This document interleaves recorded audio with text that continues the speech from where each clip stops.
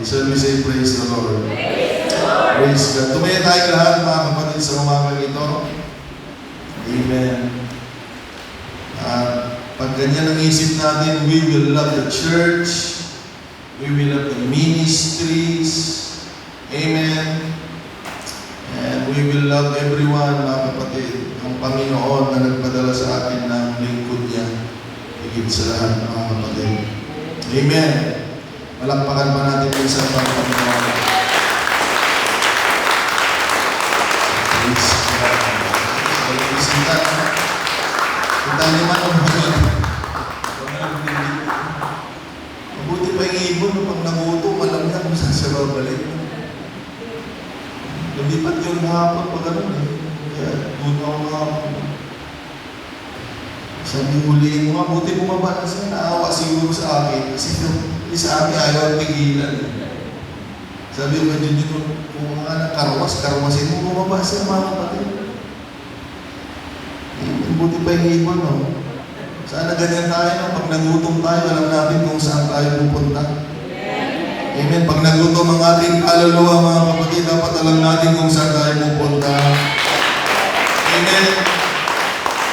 Amen. Magpasalamat tayo sa Diyos. Dito ang gagawin mo, kakain ka na lang, mga kapatid, ng spiritual na pagkain. Amen. Huwag tayo mag-eksperimento, mga kapatid. Just enjoy the fellowship and hearing the Word of God. Ang gagawin mo lang, manampalataya at makinig, mga kapatid. Amen. At yan ang gagawin natin ngayon. Kaya sabihin mo sa katabi mo, makikinig tayo. May mensahe ang Panginoon, sabihin mo.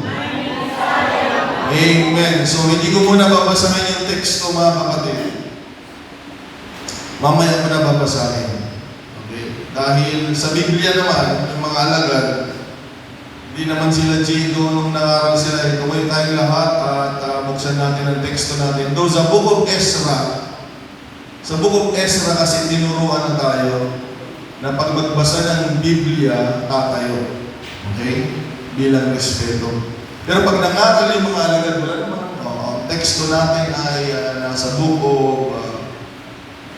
so, mamaya babasahin naman natin, mga kapatid. Hindi ko sinasabing walang teksto. Pag ang preaching walang teksto, hindi ko pangangaral yun, mga kapatid. Okay? So, pahintulutan niyo ako na basahin ko na lang mamaya. Amen. Dahil ang Diyos ay mangungusap muli, mga kapatid, sa ating kaligtasan. Tayo manalangin, mga kapatid, sa umagang ito. Amen. Hallelujah. Dumulog tayo sa Diyos. Sinasamba ka namin, inataas ka namin ng iisa, makapangyarihan sa lahat. Hari ng mga hari, Panginoon ng Panginoon. Narito kami, O Diyos, dahil Ikaw po ay mabuti, Lord God. Ang kabutihan ay wala sa aming tahanan, ang kabutihan ay wala sa ibang lugar. Ang kabutihan ay nakikita naming maliwanag na nasa iyo lamang, Panginoon. Kaya narito kami, O Diyos, Lord, hindi namin matanggihan ang kabutihan mo. Kaya kami nagpapakumbaba, O Diyos, dumudulog sa iyong paanan. Tulungan mo po kami, Panginoon. Basbasan mo ang aming puso't kaisipan, dakilang Ama. At Lord, sa iyong banal na trono, dinggin mo ang aming kahilingan.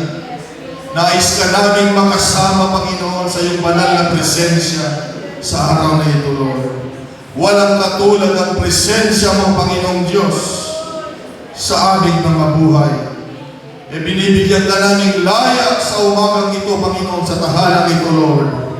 We want to be with you in this house, O God. Hallelujah. Ikaw ang binabalik-balikan namin sa lugar na ito, Panginoon.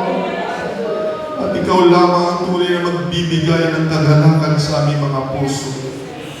Lord God, bigyan mo kami ng iyong salita minsan pa sa araw na ito na magpapatibay at magbibigay ng direksyon sa aming buhay, lalo na sa paglilingkod sa iyo, Lord. Ay Lord, makipag-usap ka, Panginoon. Hallelujah. Gaya ng ginagawa mo noon pa man sa iyong mga anak. O Diyos, dalangin namin ang tinig mo na siyang marinig, Panginoon, sa pangangaral ng salita sa umaga nito. Kaya Lord, itago mo ako sa ikalikuran, lukuban mo kaming lahat ng iyong banal na Espiritu. Dalangin kong Espiritu ng kaliwanagan ang siyang maghari sa aming buhay. Ano mang gawa ng kaaway, Panginoon at kadiliman, Lord, ay binawaksin namin sa lugar na ito. In the name of the Lord Jesus, uuwi kami na may salita mo, uuwi kami may mensahe, uuwi kami matagdagan ng aming pananampalataya, uuwi kami masaya, at uuwi kami napasaya ka, Panginoon, sa aming buhay.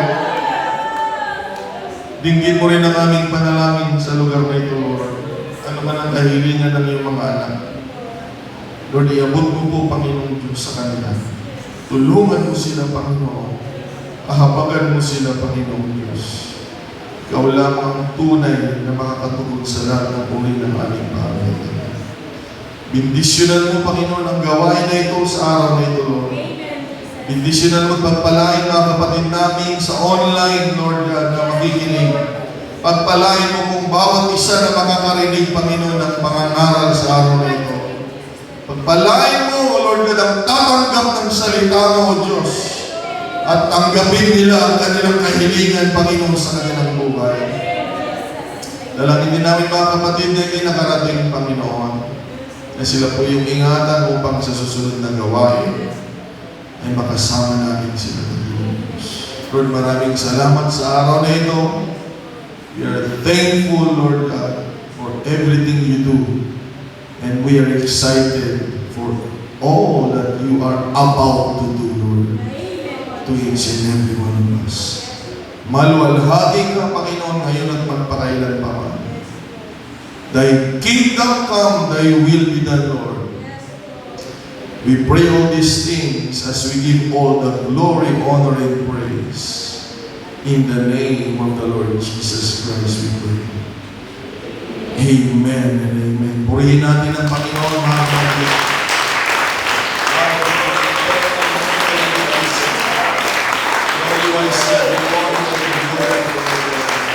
Minsan pa malakas na magpupuri at sama sa Panginoon. Praise God! Hallelujah!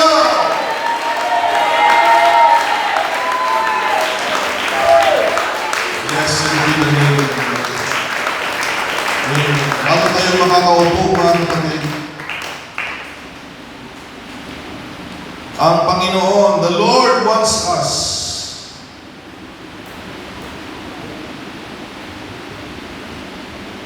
to know something this morning. The Lord wants us to know the devil's favorite verse. So this morning, I will be preaching and you will be hearing, know the devil's favorite verse. God bless you. You may be seated, mga kapatid. Amen. Let us know the devil's favorite verse in the Bible. Praise God. Sabihin mo sa katabi mo, God bless you. Amen. Know the devil's favorite verse in the Bible. The devil's favorite occurrence in the Bible is not when man failed and commit sin. Hindi yun ang paborito ng kaaway, mga kapatid. Nung nilikha ng Diyos ang tao at nabigo ang tao, mga kapatid, at nakagawa ng kasalanan dahil God made a solution for that, mga kapatid. Kaya, mga kapatid, nalulungkot ang kaaway kung meron tayong problema at tayo'y nagkakasala at makita din ng kaaway, mga kapatid, na ang Diyos ay gagawa ng solusyon sa buhay natin. Hindi yun ang paborito ng kaaway, mga kapatid, na versikulo o nangyari sa Biblia. Hindi rin lalo, mga kapatid, noong maaaring iniisip natin, maybe the devil's favorite occurrence in the Bible was on the days of Job, mga kapatid. And once upon a time, God permitted the devil, mga kapatid, na kontrolin at galawin o pakialaman ang buhay ni Job, mga kapatid. Na kung makikita natin parang yun ang isang gusto ng kaaway dahil bumitaw ang Diyos sa buhay ni Job, mga kapatid, at yung kaaway ang pumunta. Kaya nga nakakatakot na mawala sa Diyos, mga kapatid, dahil ang kaaway ay, tingnan ninyo, nung bumitaw ang Panginoon sa buhay ni Job at pumasok yung kaaway, biglang nagbago yung takbo ng buhay, mga kapatid ni Job. Amen. Naubos lahat ng kanyang mga ari-arian, gawa ng kaaway. Namatay lahat ng kanyang anak, gawa ng kaaway. Amen. Binigyan ng karamdaman, mga kapatid. Ang piksa ay paisa, 2 tubo lang, pero mula bunbunan ng ulong ang talampakan ay nagkasakit siya. Iiwan lang ng kaaway. At mga kapatid, nagkakaroon pa ng kaisipan yung asawa niya na sumpain ng Diyos para mamatay na siya. At ang nakakalungkot, mga kapatid, sabi ni Job, kung mababasa niyo, pupunta ako sa kaliwa, pupunta ako sa kanan, Panginoon, hindi kita mahanap. Ang nararamdaman na lang ni Job, mga kapatid, ay tanging presensya ng kaaway at ng kanyang mga karamdaman at kabigatan na pangloob. Grabe, ano? May karamdaman sa pisikal na nararamdaman gawa ng kaaway. May kabigatan sa pangloob. Kung ano nung sinasabi ng mga tao, asawa niya, namatay yung anak niya, mga kapatid. Amen. At yung spiritual na hindi niya mahanap ang Panginoon.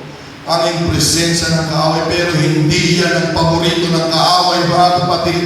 Dahil bandang huli, hallelujah, gumalaw pa rin, nag-intervene pa rin ang Panginoon at lalong pinagpala ng Diyos ang buhay ni Job.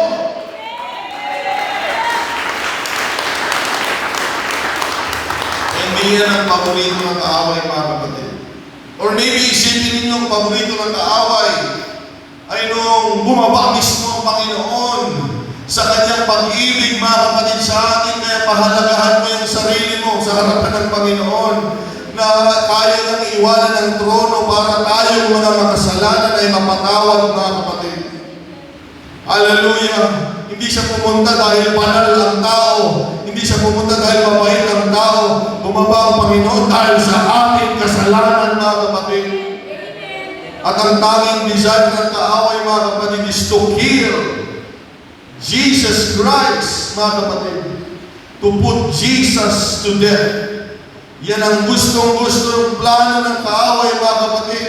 Pero nung nangyari yan, hindi yan ang paborito ng kaaway, mga kapatid. Dahil nung nangyari yan, mga kapatid, ang kamatayan ng Panginoon ay nagbigay ng buhay sa bawat isa sa atin.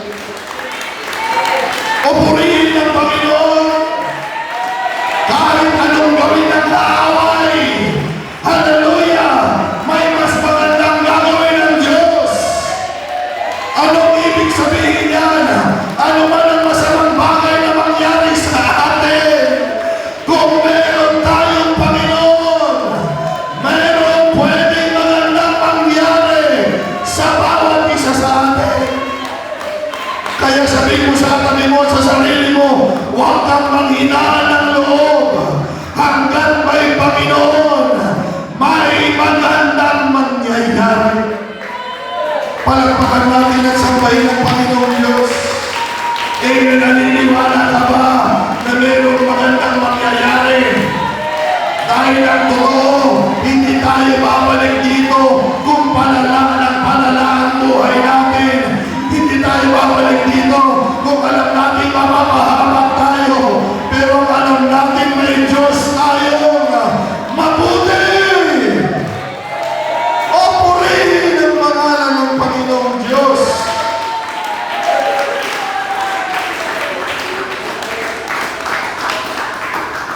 Hindi yun ang paborito ng kaaway.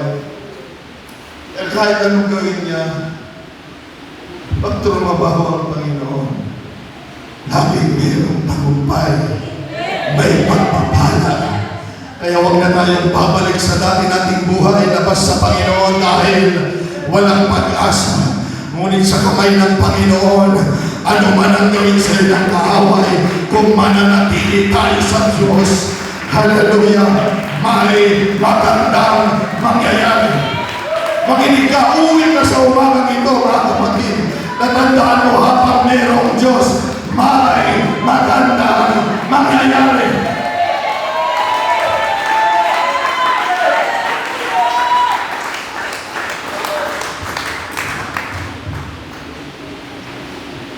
At sa umagang ito, ibabasahin ko, mga kapatid, the devil's favorite verse and occurrence in the Bible. Ang paboritong bersikulo ng kaaway at gustong-gusto niyang panoorin na nangyari sa Biblia.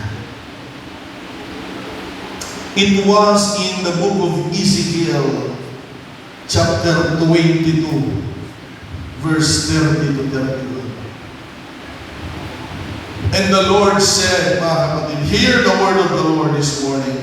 This is our text. God said, and I sought for a man among them.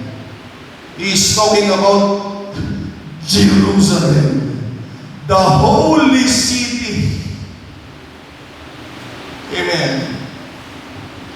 And I sought for a man among them that should make up the hedge and stand in the gap before me, Kunaniapo, and for the land, that I should not destroy it. But I found none. 31. Therefore have I poured out mine indignation upon them, says the Lord. I have consumed them with the fire of my wrath. Their own way have I recompensed upon their heads, saith the Lord God. Ang salita ng Panginoong ito, mga kapatid, sa panahon ni Propeta Ezekiel, sa bayan ng Diyos, ay nagpasimula, mga kapatid, kung papansinin nyo at aaralin sa versikulo 23. So para makita nyo yung nangyari, mga kapatid, bakit ganun na lang ang Panginoon, amen, sa bayan niya. Beginning in verse 23 hanggang doon sa text na binasa natin, dahil doon nagtapos ang chapter 22.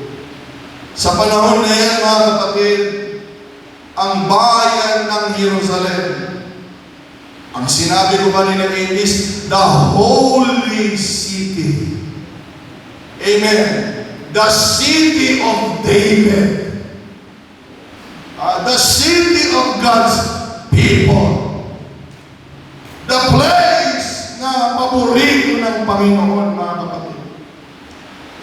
God set judgment on the place of Jerusalem that time. Why? Because God is looking for an available answer. Sa panahon ngayon, mga kapatid, dahil sa bawat pangangailangan, pansinin niyo ang Biblia, ang Diyos ay humahanap ng tao.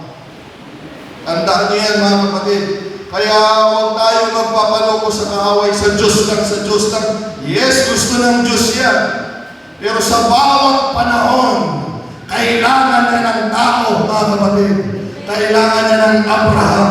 Kailangan niya ng Moses.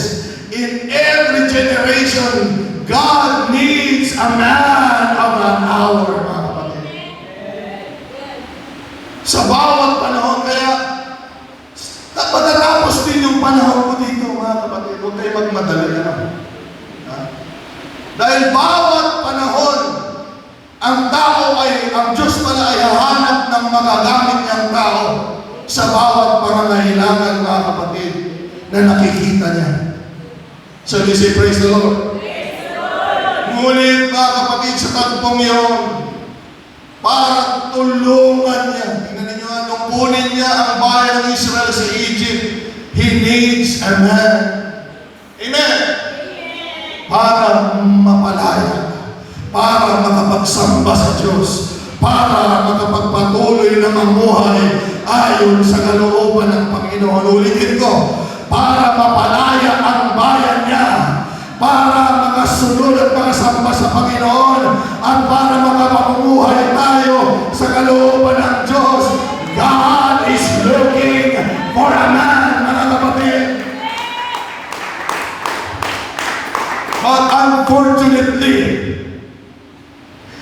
that's why this is the favorite appearance of the devil. Dahil noong naghahanap ang Panginoon ng parang Moses, parang Elijah, parang Abraham, unfortunately, walang nakita ang Panginoon.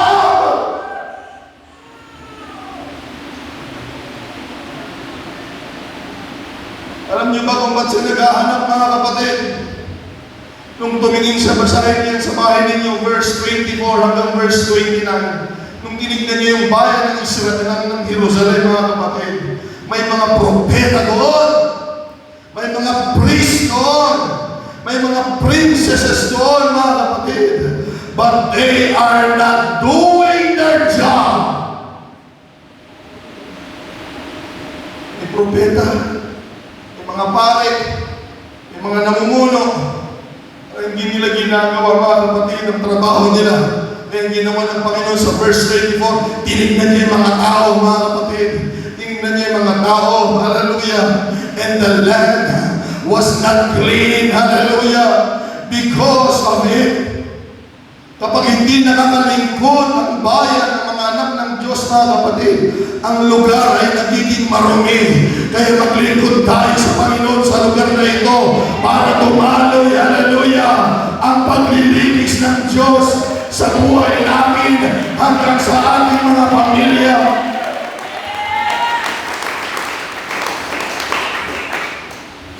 Wala siyang makitang available, verse 29, all the people of the land making robbery and wrongfully. So naghahanap ang Panginoon na pwede niyang gamitin. Ang problema, mga kapatid, walang available. Pero ang puso ng Panginoon, kahit ganun sila kasama, kahit ganun sila karumi, tingnan ninyo ang kabutihan ng Diyos. But I still saw God's goodness here because ang gusto niya ay maligtas at maingatan ang bayan niya, mga kapatid. Sa gitna ng kasamaan nila, ang Diyos ay mabuti pa rin. Saan kayo nakakita ng Panginoon na ganyan? Even though they were all doing huge mistakes, maybe sin, God is still looking for solution among them. Pero ang problema, mga kapatid, yet there was no available person to cooperate on God's plan on saving people. Nung tumingin siya sa mga propeta, hindi naman sila pwede, ayaw nila, mga police, busy sila sa ibang bagay, mga kapatid. Yung mga tao na lang, mga tao, sabi ng Panginoon, ay mas gusto nilang magnakaw, gusto nilang gumawa ng masama, hallelujah. Kaya yung puso ng Panginoon, hallelujah, natulungan ng mga tao at gumawa ng solusyon. Nung nabigo ang Diyos, mga kapatid, hallelujah, nagalit ang Panginoon, hallelujah, dahil dyan, dahil walang available na magamit ang Panginoon sa isang magandang gagawin niya sa kanila, hallelujah. On that point, mga kapatid, hallelujah, yung desire ng Diyos na ingatan at iligtas sila ay nagkaroon siya ng galit, na-irritate ang Panginoon.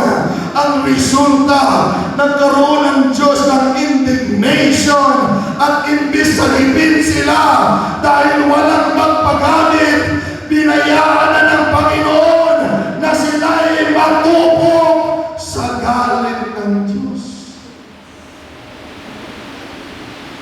At yan ang gustong-gustong mapanood ng demonyo, mga kapatid.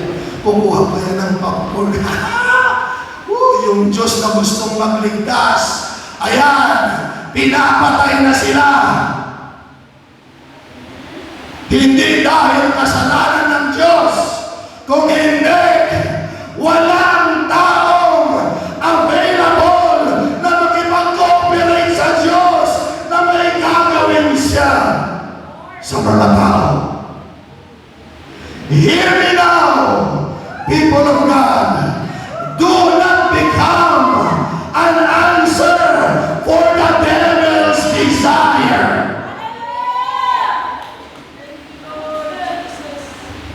Wag na wag ikaw ay matulad sa kanila na maging kasagutan ng demonyo sa gusto niyang mangyari, dahil kung babalikan natin yung introduction, gusto niya si Adan at si Eva masumpa sa kasalanan, masira at mamatay.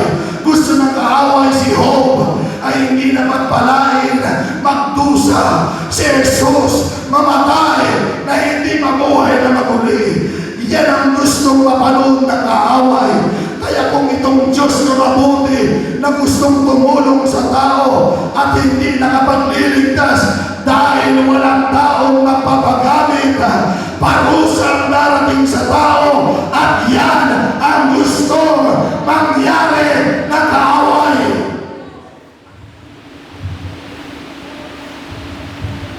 Ay sabi ng Panginoon, ipangaral mo sa kanila, kailangan nilang marinig na mayroong gustong mangyari ang kaaway.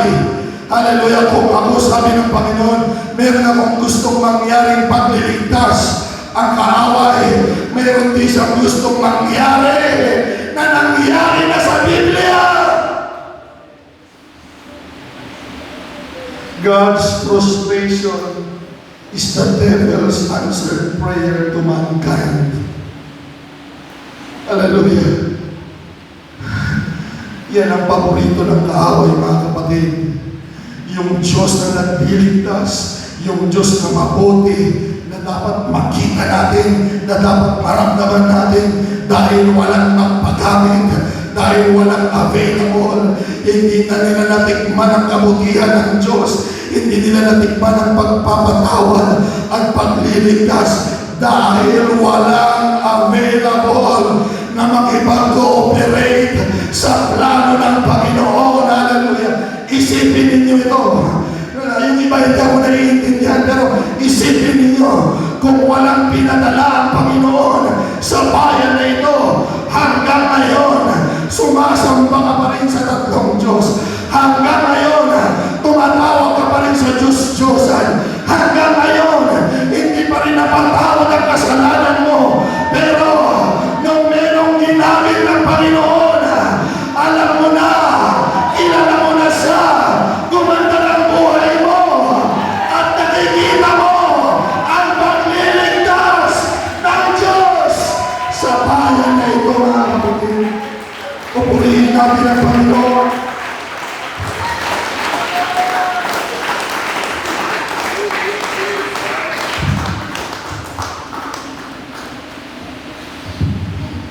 Yung kamay ng Diyos na gustong tumulong. Ang ganda ng plano ng Panginoon. Naghahanap ako ng tao para sila'y tulungan at maligtas. Ang ganda eh. Naging ganyan, mga kapatid, dahil wala siyang makita, naging ganyan na oh. Imbis yung kamay na tutulong, kamay yung hampas ang lumabo, mga kapatid. Makinig kayo. Tandaan niyo ito. The devil cannot influence God. At no time. Hindi kaya influensyahan ng demonyo ang Diyos kahit kailan. Pero makinig din kayo sa katotohanan na yan. Dahil sa likod ng katotohanan na yan na hindi kaya influensyahan ng kaaway ang Diyos, kaya niyo influensyahan ng mga tao. Hindi niya pwedeng pigilan ng Diyos na magligtas. Hindi niya kayang pigilan ng Diyos na magbala. Pero kaya niyang pigilan ang gustong mangyari ng Panginoon kung ma-influensyahan niya yung mga tao. Kagaya ng nangyari, mga kapatid. Hallelujah!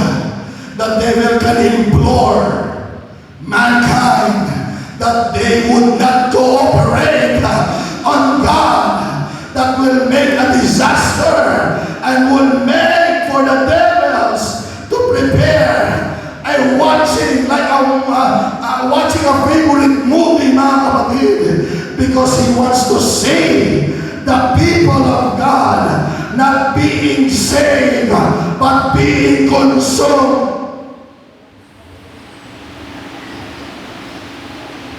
Gagawin ng kaaway.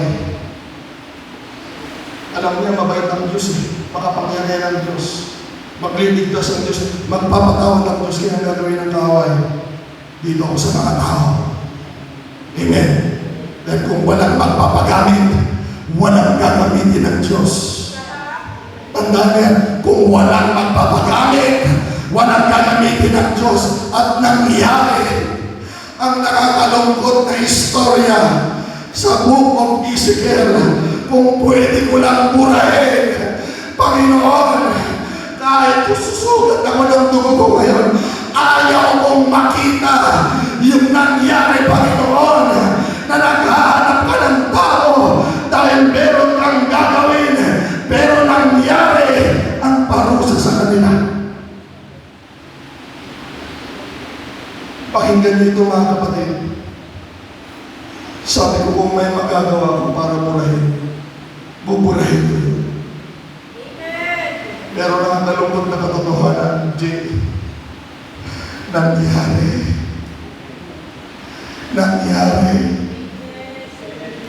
na yung Diyos na tutulong, pinarusahan mga tao dahil walang problema sa Diyos. Ang problema, sabi ng Panginoon, wala akong makita available na mag-cooperate sa aking pagliligtas.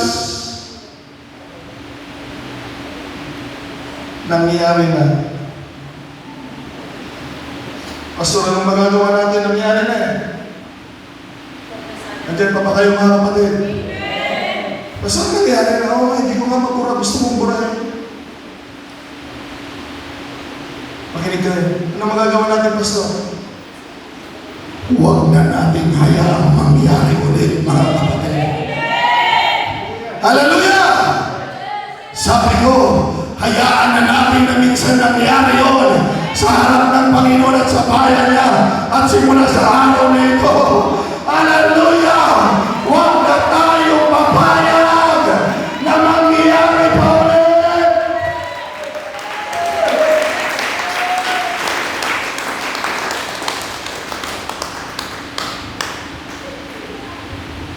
Ayaw mo nang makita ang nagsasayang kaaway. Dahil ang Diyos na magligtas.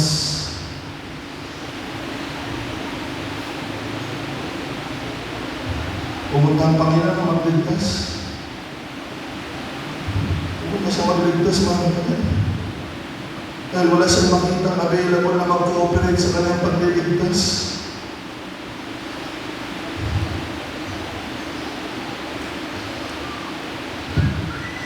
Winastort na siya naman. Sayang. Ulitin ko, pupunta ang Panginoon sa magandang bagay. Amen. Dito natin makita na ang Diyos ay hindi nagpaplano ng masamang bagay. Ulitin ko, dito natin makikita na hindi nagpaplano ang Diyos sa buhay natin ng masamang bagay dahil kahit masama yung ginagawa ng mga anak, pupunta siya para tulungan. Pero dahil walang pwedeng maglingkod sa kanila, imbis tulungan na sila, ayaw niya ng tulong ko, walang available sa inyo. Ayan, mga kapatid, ang Diyos natin, nung tayo nagkamali at tayo nagkasala, solusyon ang hanap ng Panginoon. Ngunit salamat na lang, may pinadala ang Diyos sa buhay ko. Hallelujah! Hallelujah! Nakita ko ang pagliligtas ng Diyos. Nakita ko ang kabutihan ng Diyos dahil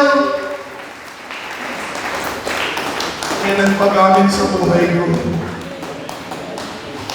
Inalagaan ako, inalis, tinuruan maglingkod sa Panginoon. Nakilala ko ang Diyos dahil mayroong taong nagpagamit sa buhay ko, mga kapatid, at tinuruan akong lumakad sa apostoliko daan, mga kapatid, na dala ng Panginoon. Ayaw ko nang makita na magsasaya pa ang kaaway, mga kapatid. Kung nangyari sa Jerusalem, makinig kayo, hindi tayo papayag na mangyayari sa Santa Cruz. Kung nangyari ng minsan, huwag tayong papayag na mangyari ulit sa bayan ng Santa Cruz, dahil hindi pupunta ang Panginoon dito para parusahan tayo. Ang unang lakad ng Diyos ay abutin tayong niligtas. Kaya magpagamit tayo sa Panginoon, at ang Diyos ay magliligtas ng mga buhay sa lugar na ito.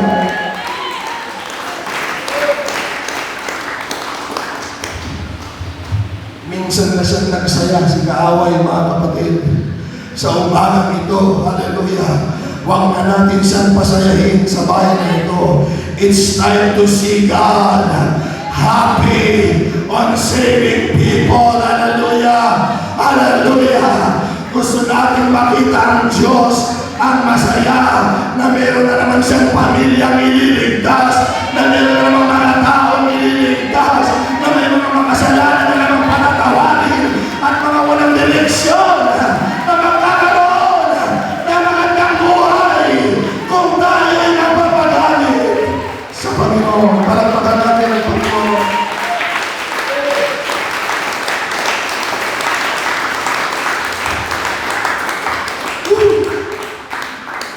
Mga kapatid namin sa Brunei at mga kapatid sa Santa Cruz, makinig tayo lahat. If God will look sa Brunei, if God will look at Santa Cruz, we must be the one who are willing to cooperate with God, to stand between God and to people, mga kapatid, dahil ang gusto ng Diyos ay magligtas ng mga tao. Ang sabi ko, kung titingin siya sa Brunei, mga kapatid sa Brunei, now, pag titingin siya sa Santa Cruz, at ganun din yung gawin niya sa Ezekiel, naghahanap ako. Magliligtas kasi ako pero bago ko magligtas, naghahanap ako ng mga pwede kong gagamitin, hallelujah, na maihayag ang aking kalooban. At kung maghanap man ng Panginoon sa umagang ito, nawa hindi na mahirapan ng Panginoon, dahil nandito nawa ang mga taong willing, available na mag-cooperate sa pagliligtas at pagpapala ng Diyos sa lugar na ito, mga kapatid.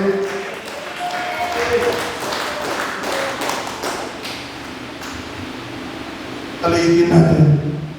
Masyadong malaking Santa Cruz, Pastor, hindi natin kaya. Masyadong malaking Brunei, okay, makinig kayo. So if God will look for someone in your barangay,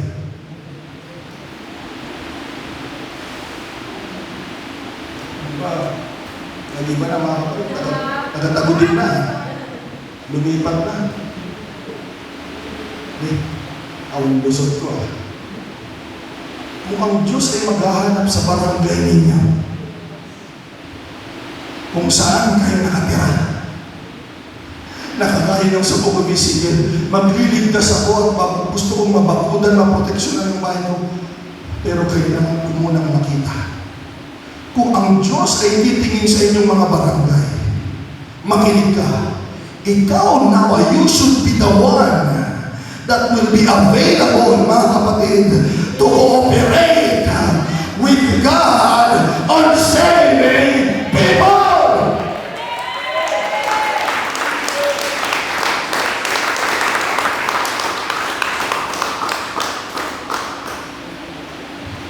Naalala ko tuloy si Jonah. Nung nalubog sila sa gitna ng laot, binabagyo sila. yung barko nila mga kapatid. Dahil yung bagyo na yun ay hindi dahil sa nature. Hindi yun na-predict mga kapatid. Ni Mang Tami. Tami ba pangalan? Dahil yung bagyo bigla na lang sumulpot mga kapatid.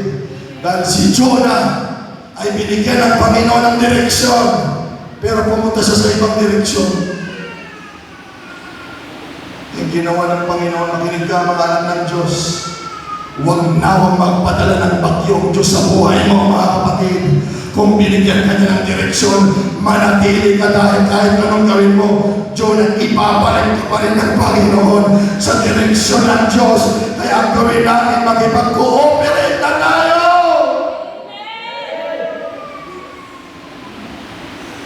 Hindi nga naiintindihan, nakala niya kakaya din ninyo, no?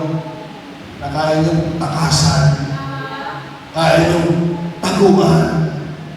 Akala ni Jonah, sumakay sa ibang biyahe mga kapatid, biglang nagkabagyo. Alam yung barko, bago maglayag yan, inaalam muna nila yung takbo ng panahon.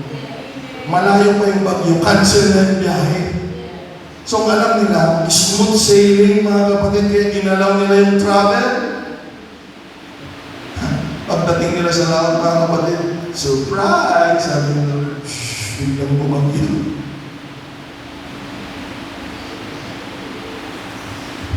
Hallelujah, si Jonah nagtago sa ilalim.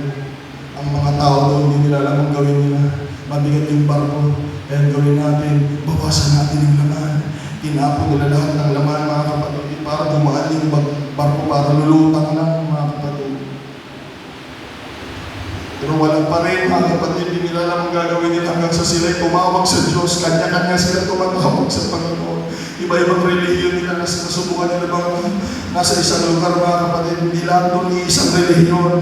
Lalo na sa isang malaking barko, iba-ibang relihiyon nila doon ang ginawa nila sa akin ng Bible. Lahat sila nanalangin sa kanya-kanya nilang Diyos. Ngunit si Jonah ay natutulog doon sa silong ng barko mga kapatid.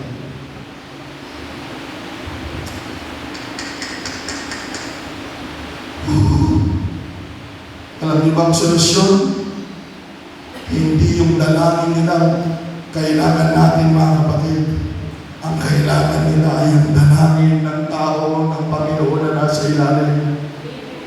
Hindi niyo ko naiintindihan. Sa barangay ninyo maraming iba't ibang relihiyon. Pero mas kailangan nila ang dalangin ninyo sa nag-iisa at tunay na Diyos. Hallelujah! Sa ating mga bayan.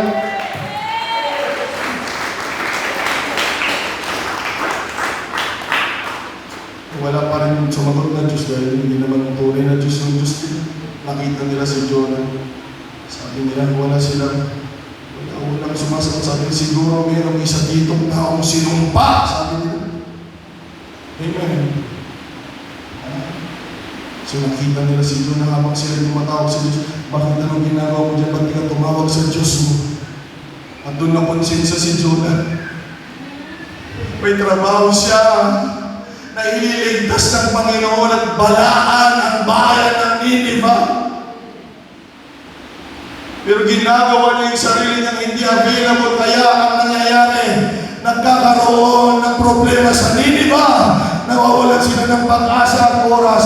Si Jonah rin mga kapatid, pinanay niyo, ang Diyos na mabuti, ang Diyos na mapagmahal, gagawa ng bagay na hindi maganda para lamang maituwid ang ating mga direksyon.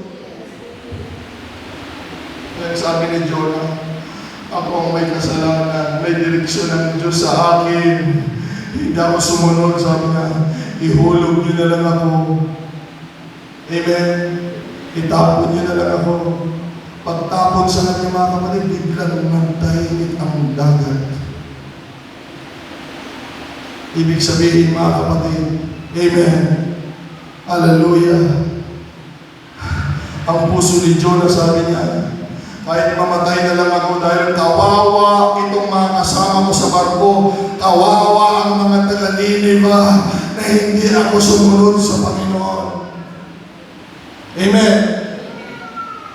Pag hindi tayo susunod sa Panginoon, kawawa yung mga kasama niyo sa barko, sa bahay ninyo.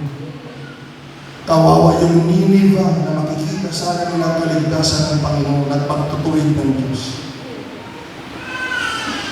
Kaya, ang gusto ni Jonah mamatay na ng mga kapatid. Pero hindi niya alam mga kapatid, ang plano ng Diyos ay hindi nagbabago. Hallelujah. Jonah! Hallelujah. Akala mo failure ka.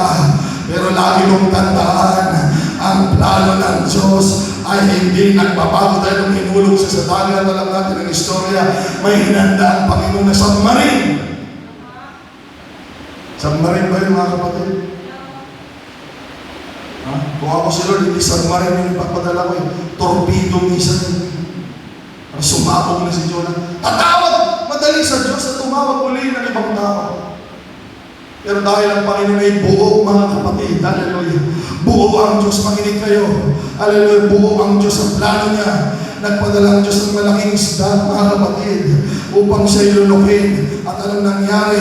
Yung direksyon ng Panginoon dito pumunta si Jonah, mga kapatid.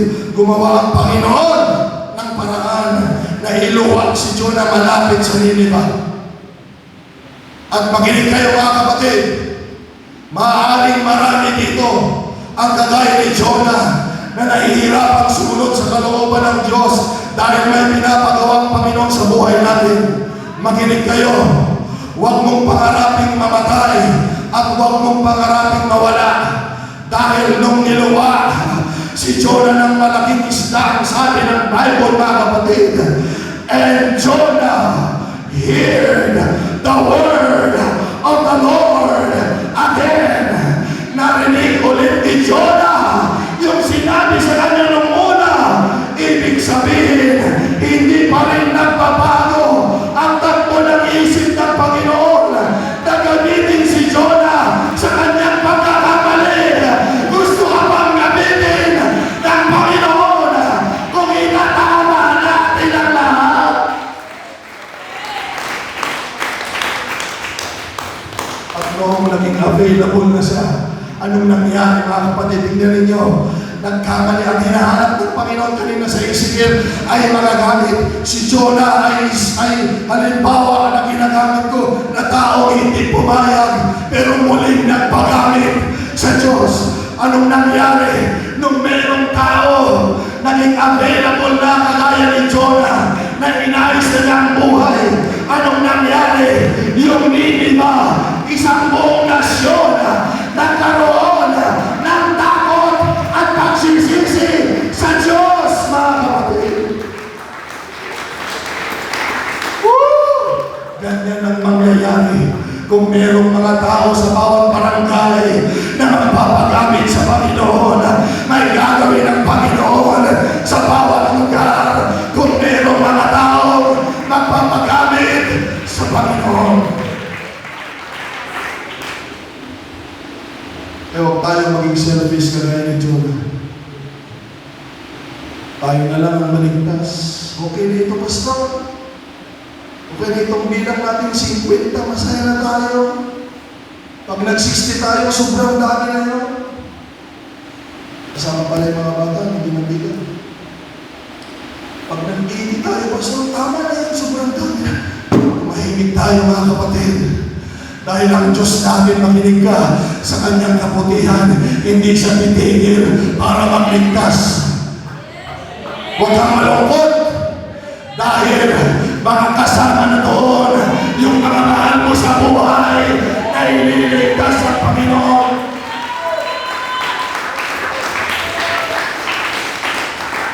Now I'm dead serious. Listen now mga kapatid. If God would look at your family and your relatives, church, you must be the one to be available, to be used of God and cooperate with God because God wants to save them. Hallelujah, hear me? God wants to save them. The only problem is naghahanap ang Panginoon na pwede gamitin sa pamilya mo. Huwag ka nang maghanap. Sabi mo, Lord, sabi ni Lord, sino ipapadala ko? Sino gagamitin ko? Mabuti na lang si Isaiah ay may pag-unawa. Sabi ng Lord, whom I shall send. Sino gagamitin ko?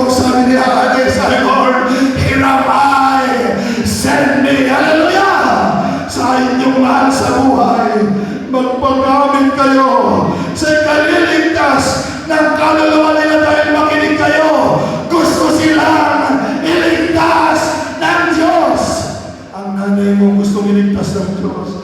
Ang magulang mo gustong iligtas ng Diyos. Ang mga kapatid mo gustong iligtas ng Diyos. Ang mga kamag-anak mo gustong iligtas ng Diyos.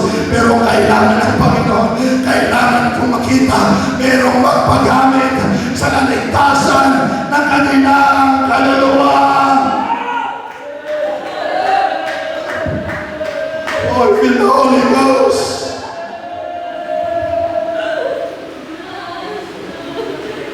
Pray tayo ng pray, Lord.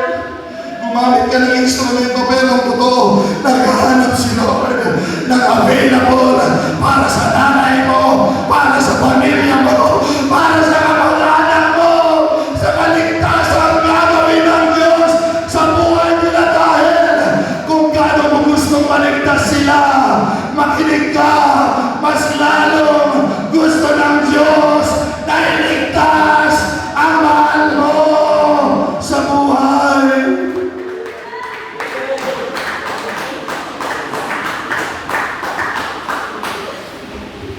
Ayaw mo nang makakita ng mga taong pinaparusahan ng Diyos.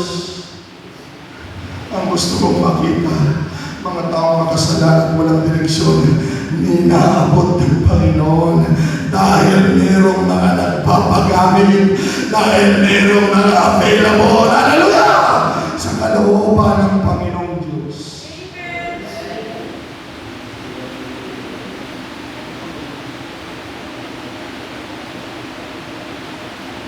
Lord, naghahanap ka, pinatawad mo na rin lang ako, niligtas mo na rin lang ako, at tinulungan, nilinis mo lang yung banal na dugo at tinubos sa aking mga kasalanan.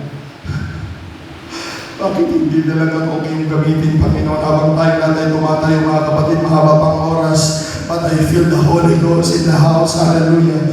I feel the presence of the Lord inviting us to see miracle, to see the power, to see the healing, and to see salvation and the blessings of God if you will only be available.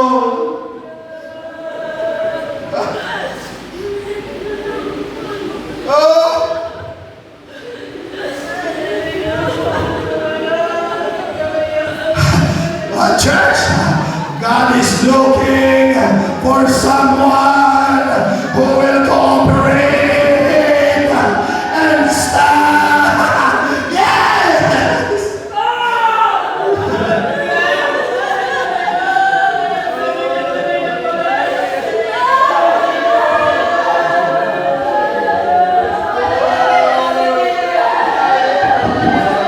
You want to see God saving people? Cooperate!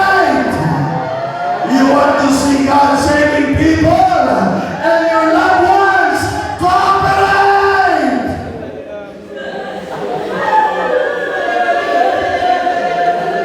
Oh, I feel revival. Hallelujah. I feel revival. I feel the harvest is coming. Hallelujah. I see souls. I see souls. In the name of Jesus. Come on, hallelujah. Huwag mong pigilan ang sarili mo, Lord. Here am I. Send me, Lord. Ang mga paringatan, tibakin. Ang tanang bitoy. Ang tanang bitoy. Ang mga pirok pinagduman. Ang mga pirok isabali ni Magama. Ang tanang bitoy. Ang amatan lang.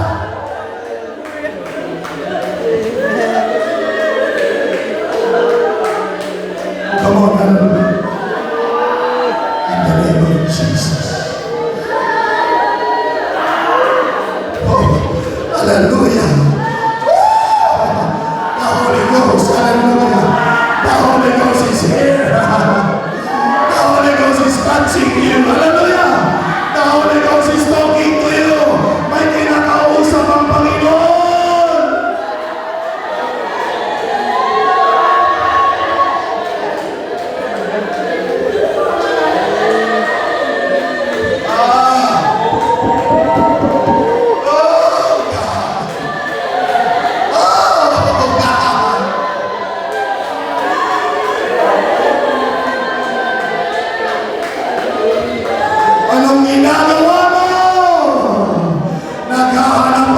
Diyos na gagamitin niya.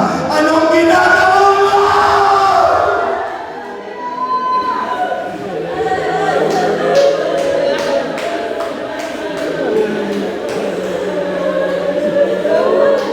Sige, alay natin ang buhay natin sa Panginoon. Come on, church.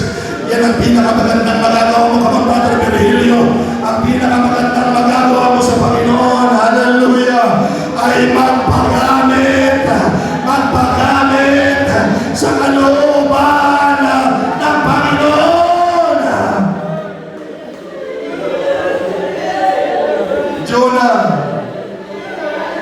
Jonah, kung magpapagamit ka lang, may Nineveh na naghihintay sa'yo.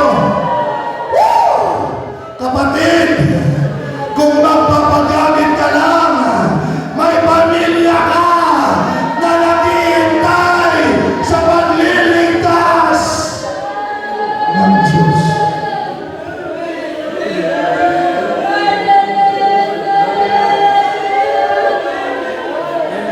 Jesus.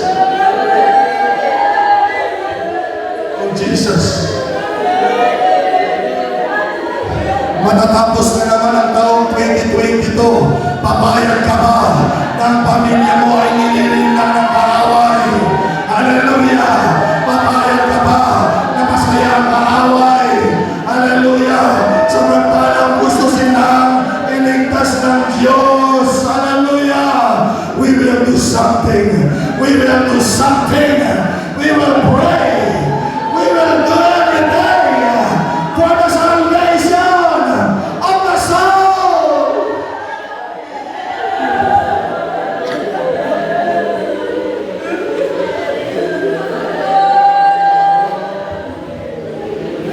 Makinig ka.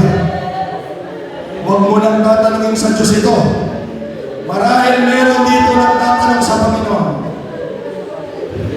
Nilagay ng Diyos sa puso ko ngayon.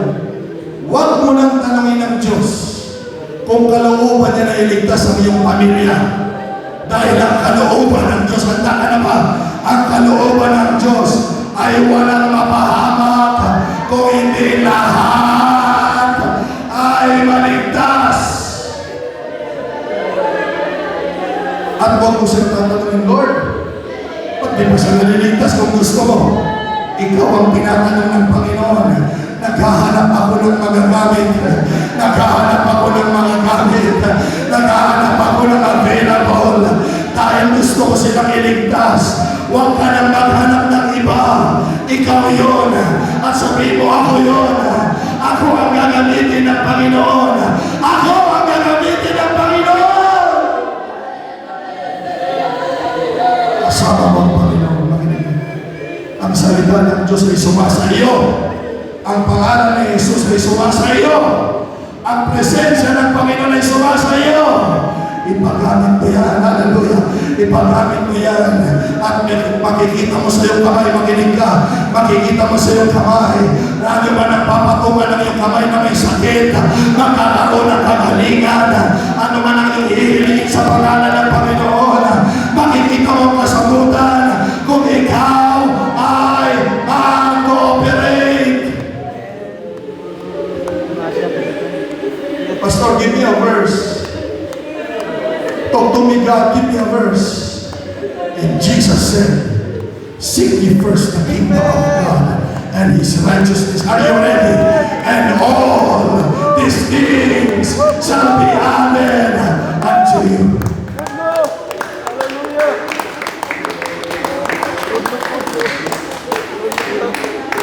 Magpakumbaba tayo sa Panginoon. Baga pa mga kapatid, 10:30 pa lang, hallelujah. Pwede pa tayo mag-revival ng 30 minutes, hallelujah. Kausapin natin ang Panginoon, hallelujah. Kausapin natin ang Diyos. Sige, magtumin tayo sa Panginoon. Hindi ka ba naaawa sa nanay mo? Hindi ka ba naaawa sa asawa mo? Hindi ka ba naaawa sa mga anak mo? Hindi ka ba naaawa sa mga mahal mo sa buhay?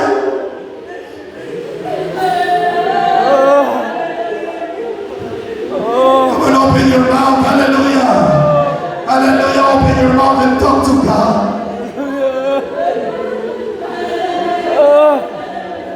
Pinasak na ito ko.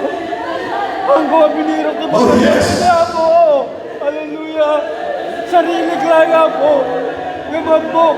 Langag ko. Nabasa. Hallelujah. Oh. May mangyayari. Hallelujah.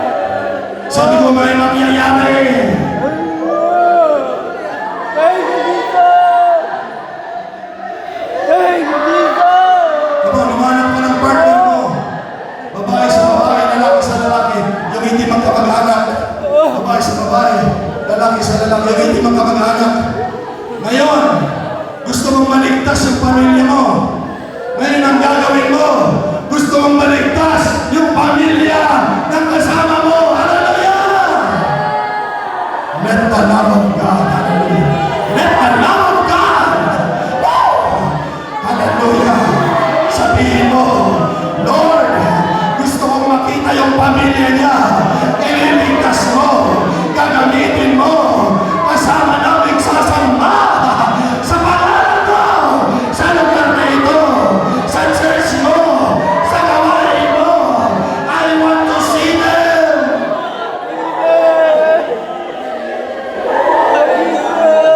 Come on, pray. Pray one another. Sabi mo sa kanya, Lord, I want to see her family. Sabi mo sa kanya, I want to see his family. Hallelujah. Excited ako, Panginoon, na maligtas ang pamilya nila. Hallelujah. Hallelujah. In the name of Jesus. Come on. It's time to pray. Ang sabi ng Bible, if two of you will agree, hallelujah, God will answer your prayer.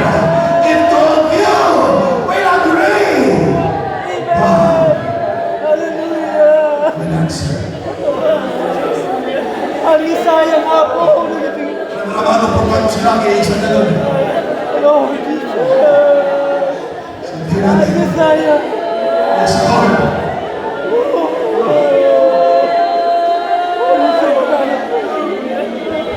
Gusto ko maligtas ang pamilya ko, Panginoon.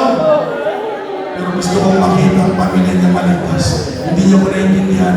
Umanap kayo ng partner na hindi niyo mamag-anak. Hallelujah, hallelujah. In the name of Jesus. Gusto kong makita ang kaligtasan sa pamilya niya. Kaganakan ko na maligtas ang kanilang pamilya. Kaganakan ko na hindi lang pamilya kong maligtas. Gamitin mo kami. Gamitin mo siya. Gamitin mo kami. Sa kalooban ng Panginoon.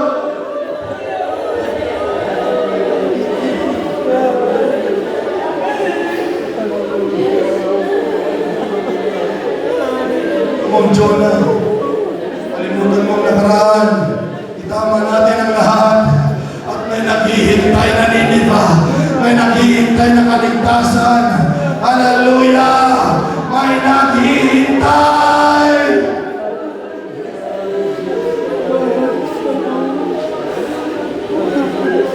In the name of Jesus. In the name of Jesus. Hallelujah. We will see the glory of the Lord. Hallelujah. Oh, we will see the glory of the Lord. Hallelujah. Oh, Jesus. Hallelujah.